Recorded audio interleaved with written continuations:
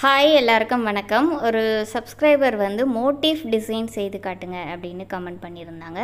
So அவங்களுக்காக தான் இந்த வீடியோ. ஒரு பட்டர்ஃப்ளை வந்து நான் எப்படி ஒரு டிசைன் உள்ளுக்கு எப்படி ஒர்க் பண்ணணும் அப்படின்றத செய்து காட்ட போகிறேன். மோட்டிவ் நம்ம வந்து என்ன டிசைன் செய்ய போகிறோமோ அதை நம்ம ஒன்று நெட்லேருந்து டவுன்லோட் பண்ணி ட்ரேஸ் பண்ணிக்கலாம். அப்படி இல்லைன்னா நம்மளாக சொந்தமாக க்ரியேட் பண்ண போகிறோம் அந்த டிசைனை அப்படின்னா இந்த மாதிரி நம்ம வரைஞ்சிக்கலாம். என்ன ட்ராயிங் உங்களுக்கு வேணுமோ அதை வந்து நம்ம வரைஞ்சிக்கலாம். நான் ஒரு சின்ன கார்ட்போர்டில் வரைஞ்சி அதை வந்து கட் பண்ணிவிட்டு இப்போ இதில் வச்சு ட்ரேஸ் பண்ணுறேன். ஜஸ்ட்டு அவுட்லைனை மட்டும் வரைஞ்சிக்கிறேன். இப்படி பாதி வரைக்கும் கூட ஒரு பட்டர்ஃப்ளை பாதி மட்டும் தெரிகிற மாதிரியும் நம்ம வந்து வரைஞ்சி செய்யலாம். பட் நான் இந்த டிசைனுக்கு ஃபுல்லாகவே ஒர்க் பண்ண போகிறேன். ஸோ 2 சைடுமே நான் வந்து வரைகிறேன். த்ரெட் ஒர்க்கும் கேட்டிருந்தாங்க. அப்போ இதில் கொஞ்சம் த்ரெட் ஒர்க்கும் கலர் சுகர் பீட்ஸு சீக்வன்ஸ் எல்லாம் வச்சு கொஞ்சம் க்ரியேட்டிவாக டிஃப்ரெண்ட்டாக ஒரு டிசைன் போடலாம் அப்படின்னு பிளான். இதை வந்து நம்ம பேட்ச் ஒர்க்காகவும் யூஸ் பண்ணலாம். எப்படின்னா நீங்கள் ஃப்ரீ டைமில் இந்த மாதிரி நிறைய டிசைன்ஸை வந்து ஒரு வேறு துணியில் எதுலையாவது நீங்கள் செய்து வச்சிட்டிங்கன்னா ஆர்டர்ஸ் வரும்போது அதை கட் பண்ணி அவங்களோட ஒர்க்கில் நீங்கள் வந்து பேட்சஸாக நம்ம ஸ்டிச் பண்ணியும் கொடுத்துடலாம். பேட்சஸை எப்படி ரெடி பண்ணணும் அப்படின்றது ஆல்ரெடி வீடியோ வந்து போஸ்ட் பண்ணியிருக்கேன். டைம் கிடைச்சா கண்டிப்பாக செக் பண்ணுங்கள். கார்ட்போர்டில் வந்து அவுட்லைன் மட்டும்தான் வரைஞ்சி கட் பண்ணி வச்சுருந்தேன் இல்லையா, உள்ளுக்கு வந்து ஒரு சின்னதாக ஒரு டிசைன் வந்து வரைஞ்சிக்கிறேன். ஜஸ்ட்டு இதை வந்து 2 பார்ட்டாக பார்ட்டிஷன் மாதிரி பிரித்து தான் வைக்கிறேன். வேறு ஒன்றும் இல்லை. எந்தெந்த இடத்துல என்னென்ன ஒர்க் செய்யலாம் அப்படின்னு கொஞ்சம் பிளான் பண்ணியிருக்கேன். ஃப்ரண்ட்டில் வந்து அந்த மேலே ஆண்டனா மாதிரி அது நீட்டாக இருக்கும் இல்லையா, அதுவும் வரைஞ்சிட்டேன். இப்போ இதில் எப்படி செய்கிறது டிசைன்ஸு அப்படின்றது பார்க்கலாம். ஃபஸ்ட்டு வந்து கீழ் பார்ட் இருக்குல்ல, அதில் வந்து கோல்டு கலரில் திலகம் ஷேப்பில் இருக்கிற ஸ்டோன் வந்து 2 சைடுமே ஒட்ட போகிறேன். நான் வந்து B6000 தான் யூஸ் பண்ணுறேன். பட் நீங்கள் ஃபேப்ரிக் க்ளூ எது யூஸ் பண்ணுறீங்களோ அதை யூஸ் பண்ணிக்கோங்க. கொஞ்சம் ஸ்ட்ராங்காக ஒட்டுற மாதிரி பார்த்துக்கோங்க. நிறைய ஸ்டோன் நான் யூஸ் பண்ணல. இந்த 2 ஸ்டோன் மட்டும்தான் யூஸ் பண்ண போகிறேன். இது வந்து காயட்டும். இந்த கேப்பில் என்ன செய்ய போகிறேன்னா இதை சுற்றி அவுட்லைன் வந்து செயின் போட போகிறேன். சரியில் தான் போட போகிறேன். சரியில் செயின் போடும்போது எப்போவுமே நான் பேக் சைடு ஒரு செயின் போட்டு நல்லா டைட் பண்ணிவிட்டு தான் நான் வந்து ஃப்ரண்ட்டில் போட ஆரம்பிச்சிடுவேன். இப்போ இதோட அவுட்லைன் ஃபுல்லாகவே நான் சரியில் செயின் போடுறேன். சரியில் நம்ம செயின் போடும்போது ஃபினிஷிங் வந்து ரொம்ப நீட்டாக இருக்கும் அவுட்லைனில்.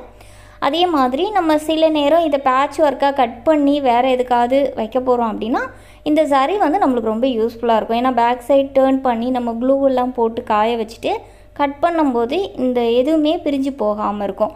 அது ஒன்று, ஃபினிஷிங்கும் நீட்டாக இருக்கும். பீட்ஸ் போடுறதுக்கும் நம்மளுக்கு அந்த லைன் கரெக்டாக வரும். அதனால தான். ஸோ இது ஃபுல்லாக நான் போட்டுட்டு உங்களுக்கு காட்டுறேன். சரியில் ஒரு லைன் அவுட்லைன் வந்து கொடுத்தாச்சு. இப்போ சுகர் பீட்ஸ் போட போகிறேன். அதுக்கு நார்மல் தையல் நூல் தான் எடுத்திருக்கேன். சேம் கலர் துணியோட கலர் சுகர் பீட்ஸும் எடுத்திருக்கேன். இப்போ சுகர் பீட்ஸை வந்து உள் பக்கமாக போட போகிறேன். இந்த சென்டரில் ஒரு லைன் இருக்குது, அதுவும் போட போகிறேன். இந்த ட்ராயிங்லாம் பண்ணியிருக்கேன் பாருங்கள், அதில் ஒன்றுமே பண்ணலை. ஏன்னா அதெல்லாம் நான் வந்து டேரெக்டாகவே பீட்ஸ் போடலாம். ஏன்னா ஃபில்லிங் தான் செய்ய போகிறேன். பட் கொஞ்சம் டிஃப்ரெண்ட்டான கலர் அப்புறம் சீக்வன்ஸ் எல்லாம் யூஸ் பண்ணி செய்யலாம் அப்படின்னு ஒரு பிளான். இப்போ சென்டரில் மட்டும் ஒரு லைன் சுகர் பீட்ஸ் போடுறேன். சுகர் பீட்ஸ் போடும்போது நான் எப்போவுமே 2 பீட்ஸாக தான் போடுவேன். ஸோ சென்டரில் ஒரு லைன் சுகர் பீட்ஸ் ஃபஸ்ட்டு போட்டுடுறேன். அதுக்கப்புறம் சுற்றி அவுட்லைன் வந்து போடணும்.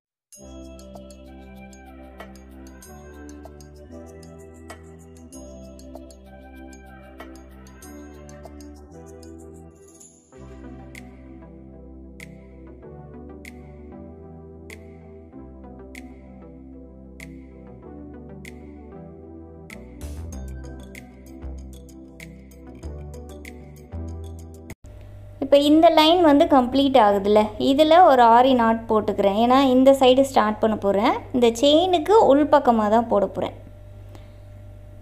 இப்போ 2 பீட்ஸாக இந்த சைடு போடுறேன். இப்போ இந்த பெட்டல்ஸ் மாதிரி இருக்கு இல்லையா, இதில் நான் போடுறத தான் ஃபுல்லாகவே போட போகிறேன்.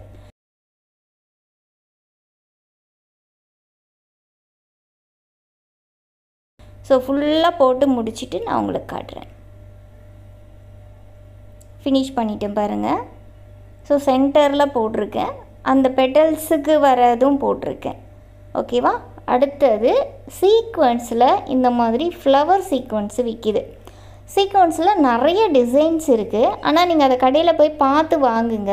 ஆன்லைன்லேயும் சம்டைம் நிறைய ஷாப்பில் வந்து சேல்ஸ் பண்ணுறாங்க. இந்த சீக்வன்ஸை இந்த சென்டரில் வர மாதிரி போடலான்னு பிளான் பண்ணியிருக்கேன். ஒரு 3 சீக்வன்ஸ் கரெக்டாக இருக்கும்னு நினைக்கிறேன். சீக்வன்ஸ் போடும்போது கரெக்டாக அந்த டிசைன் உங்களுக்கு எங்கே வேணும் அப்படின்றத பிளான் பண்ணிக்கோங்க. நான் வந்து குழியாக இருக்கிறது மேலே தெரிகிற மாதிரி பிளான் பண்ணியிருக்கேன். சீக்வன்ஸ் எடுக்கும்போதும் கொஞ்சம் கஷ்டமாக தான் இருக்கும், பார்த்து எடுங்க. இப்போ 3 சீக்வன்ஸ் போட்டால் இந்த ஸ்பேஸ் கரெக்டாக இருக்கும். 2க்கே அந்த லைன் வந்து மறையுது. பட் இன்னுமே நான் வரைஞ்ச ட்ராயிங் தெரியுது இல்லையா, அதனால் இன்னொரு சீக்வன்ஸ் போட போகிறேன். ஏன்னா இது ஒரு கர்வ் மாதிரி வரைஞ்சிருக்கேன். அப்போ 3 போட்டுட்டு பக்கத்தில் 2 போட்டால் தான் கரெக்டாக இருக்கும். அதனால் ஒரு 3 சீக்வன்ஸ் வந்து போட்டுக்கிறேன். போட்டுட்டு இதில் வந்து ஆரி நாட் போடுறேன். ஏன்னா பக்கத்தில் அப்படியே நம்ம ஸ்டார்ட் பண்ணோன்னா ரொம்ப கேப்பில் நம்ம செயின் போடும்போது சில நேரம் வெளியில் நூல் தெரியும். அதுக்காக பக்கத்தில்னா உடனே ஸ்டார்ட் பண்ணிக்கலாம். ஸோ இது வந்து கேப் நிறைய இருக்குது, அதனால் ஆரி நாட் போட்டுடுறேன். இப்போ இதில் ஒரு வளைவு, இந்த சின்ன இடைவெளி இருக்குது பாருங்கள், இந்த 2 சைடுமே இருக்குல்ல, அதில் 2வது சீக்வன்ஸுக்கு நேராக நான் வந்து ஸ்டார்ட் பண்ணுறேன். ஏன்னா ஃபஸ்ட்டு சீக்வன்ஸ் வந்து மேலே அந்த கூர் மாதிரி இருக்கிறனால அதில் மறைஞ்சிருச்சு அந்த இடம். அப்போ 2வதுலேருந்து 2 சைடுமே 2 சீக்வன்ஸ் போட போகிறேன். மேலே ஒரு வளைவு மாதிரி ஹார்ட்டின் வளைவு போட்டிருந்தேன் இல்லையா, அந்த வளைவு கேப்பில் இந்த சீக்வன்ஸை போட்டு நான் ஃபில் பண்ணிக்கிறேன். ஆரி நாட் போட்டுட்டு இன்னொரு பக்கமும் 2 சீக்வன்ஸ் போடுறேன். இந்த 2 பக்கமே கேப் தெரியாமல் ஃபில் பண்ணியிருக்கேன் பாருங்கள். இப்போ இதில் வந்து ஆரி நாட் போட்டு ஃபினிஷ் பண்ணிக்கிறேன்.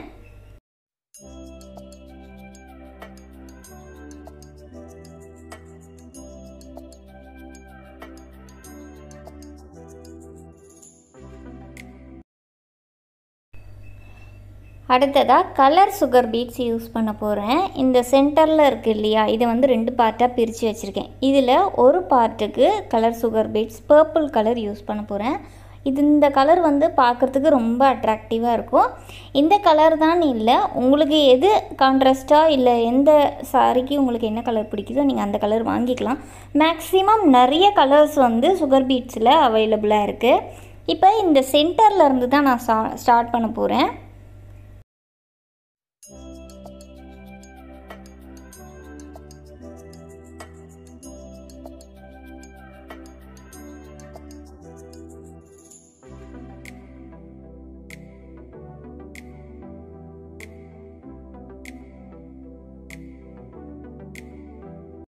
ஒரு லைன் ஸ்டார்ட் பண்ணி இந்த கார்னர்ஸ் வந்துடுச்சு பார்த்திங்களா, இந்த கார்னர் வரும்போது அதில் ஒரு செயின் போட்டு ஆரி நாட் போடுறதுனாலும் போடலாம். இல்லை நீங்கள் ஒரு செயின் போட்டு இன்னொரு கிரிப் செயின் போட்டு பக்கத்தில் அப்படியே அடுத்த லைன் ஸ்டார்ட் பண்ணலாம். ஆனால் அடுத்த லைன் ஸ்டார்ட் பண்ணும்போது பக்கத்தில் ஒரு செயின் போட்டு தான் நம்ம ஸ்டார்ட் பண்ணணும். இது வந்து நம்ம லைனாகவே ஃபில் பண்ணுற மெத்தட் இது, ஓகேவா? சம்டைம் வட்டமாக ஃபில் பண்ணுறதுக்கு தேவைன்னா வட்டமாக பண்ணுவோம். சதுரத்துக்கு பண்ணும்போது நம்ம ஸ்ட்ரெயிட்டாக தான் பண்ணுவோம் இல்லையா. அதே மாதிரி பட்டர்ஃப்ளை ஷேப்பு, ஹார்ட்டின் ஷேப்லாம் பண்ணும்போது அந்தந்த ஷேப்புக்கு ஏற்ற மாதிரி ஸ்ட்ரெயிட்டாக போயிட்டு மேலேருந்து கீழே வரணும், கீழேருந்து மேலே போகணும், அந்த மாதிரி. ஸோ அந்த மெத்தடில் தான் போடுறேன். ஃபினிஷ் ஆகிடுச்சு பாருங்கள். இந்த லைனும் ஒரு கிரிப் செயின் போட்டு பக்கத்தில் ஒரு செயின் போட்டு கீழ் பக்கமாக அப்படியே செயின் போட போகிறேன். ஸோ இது ஃபுல்லாகவே இதே மெத்தடில் தான் போட போகிறேன். நீங்கள் அப்படியே பாருங்கள். ஸோ வீடியோ முடிஞ்ச அளவுக்கு ஸ்கிப் பண்ணாமல் பார்த்தீங்கன்னா உங்களுக்கு நல்ல கிளியராக புரியும்.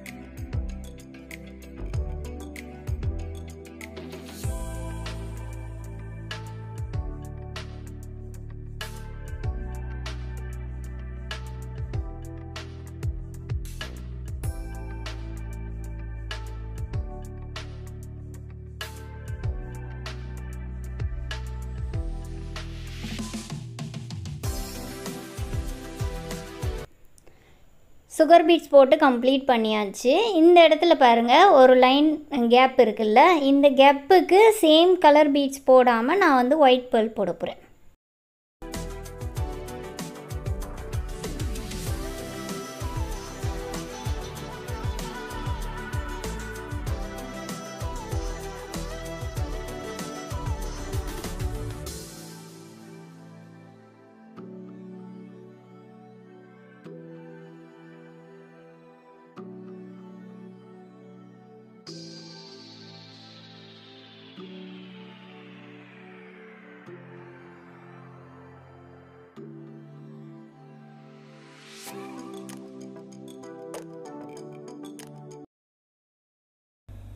அடுத்ததாக இந்த ஸ்டோனை சுற்றி ஒரு லைன் சுகர் பீட்ஸ் போட போகிறேன். இந்த மாதிரி திலக ஷேப் உள்ள ஸ்டோனுக்கெல்லாம் நம்ம எப்போவுமே சுகர் பீட்ஸ் ஸ்டார்ட் பண்ணும்போது மேலே இந்த ஷார்ப் எட்ஜ் இருக்குது பார்த்திங்களா, அதிலிருந்து தான் நம்ம ஸ்டார்ட் பண்ணி அப்படியே ஃபினிஷிங் பண்ணணும்.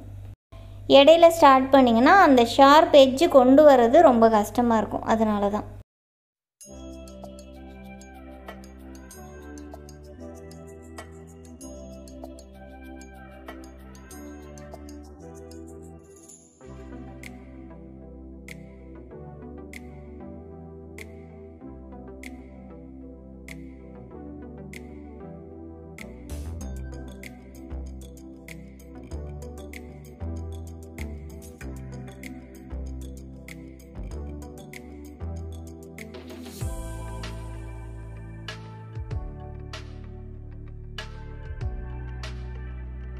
இப்போ இந்த டிசைன் எல்லாமே இந்த சைடும் செய்துட்டு காட்டுறேன். 2 சைடும் ஒரே மாதிரி கம்ப்ளீட் பண்ணி வச்சுருக்கேன். இப்போ ஃப்ரெஞ்ச் நாட் போட போகிறேன் இந்த கேப்பில். அதுக்கு ஃப்ரெஞ்ச் நாட் போடுறதுக்கு நீடில் நூல் கோத்து ரெடியாக வச்சுருக்கேன், முடிச்சும் போட்டிருக்கேன். 8 ஸ்டாண்ட்ஸை வந்து ஊசியில் கோத்துட்டேன். 2ஆக மடித்து முடித்து போடும்போது நம்மளுக்கு டோட்டலாக 16 ஸ்டாண்ட்ஸ் வந்து கிடைக்கும். அதை வச்சு இந்த கேப் ஃபுல்லாகவே ஃப்ரெஞ்ச் நாட் போட்டுக்கிறேன். ஃப்ரெஞ்ச் நாட் வந்து இடைவெளி விடாமல் மேலே மேலேயும் போட்டுறாமல் நல்லா அழகாக ஆர்டராக அடிக்கிற மாதிரி பக்கத்தில் போடுறேன். ஸோ போடும்போதே கேப்பை ஃபில் பண்ணிக்கிட்டே போகிறேன். ஒரு லைன் ஃபஸ்ட்டு கம்ப்ளீட் பண்ணி அப்புறம் இன்னொரு லைன் போட்டு அந்த மாதிரி இல்லாமல் கேப் இல்லாமல் அப்படியே அடைச்சி அந்த ஃப்ரெஞ்ச் நாட்டை வந்து ஃபில் பண்ணிக்கிட்டு போகிறேன். இந்த ஃப்ரெஞ்ச் நாட்டுக்கு நான் சில்க் த்ரெட் தான் யூஸ் பண்ணிகிட்ருக்கேன்.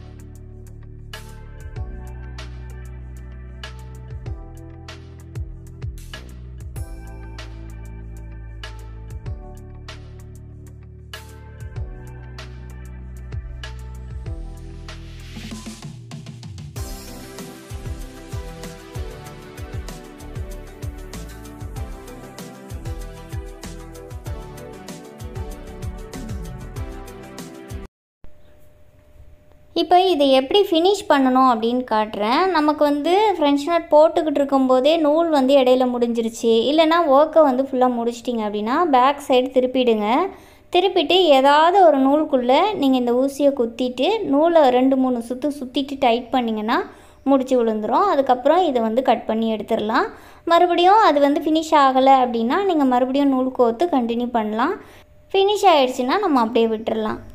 இதோட ஃப்ரண்ட்டு சைடில் பாருங்கள், ஃபினிஷிங் வேறு லெவலில் வந்திருக்கு. ரொம்ப அட்ராக்டிவாக இருக்குது. கலர் காம்பினேஷன் சூப்பராக இருக்குது.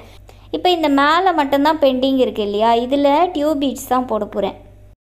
டியூப் பீட்ஸ் போட்டுட்டு இது ஃபினிஷ் ஆகும்போது நான் வந்து ஒயிட் பேர்ல் போடலான்னு பிளான் பண்ணியிருக்கேன். ஒயிட் பேர்ல் தான் போட்டு ஃபினிஷ் பண்ண போகிறேன்.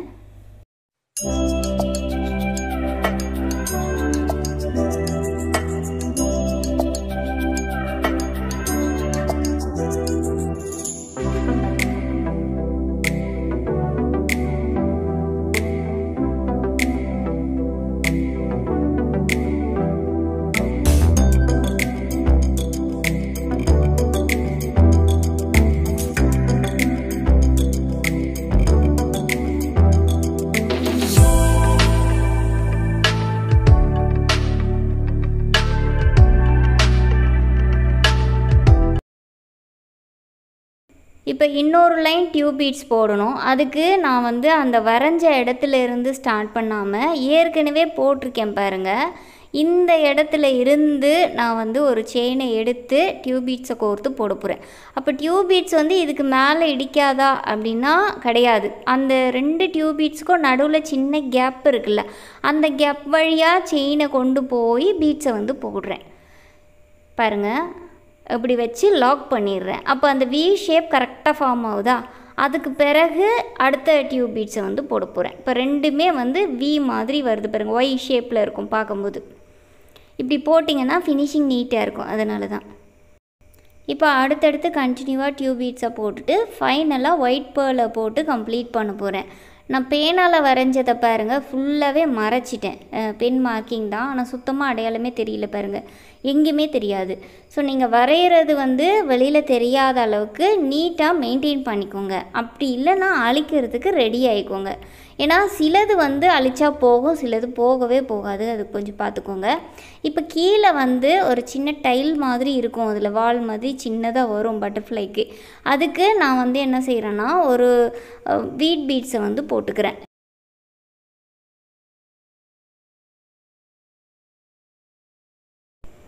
ஒரு அழகான பட்டர்ஃப்ளை மோட்டிவ் கம்ப்ளீட் பண்ணியாச்சு. இந்த வீடியோ உங்களுக்கு யூஸ்ஃபுல்லாக இருந்தால் லைக் பண்ணி ஷேர் பண்ணுங்கள். வேறு இது போல் என்ன மாதிரியான டிசைன்ஸ் வேணும் அப்படின்னு சொல்லிட்டு மறக்காமல் கமெண்ட்ஸ் பண்ணுங்கள்.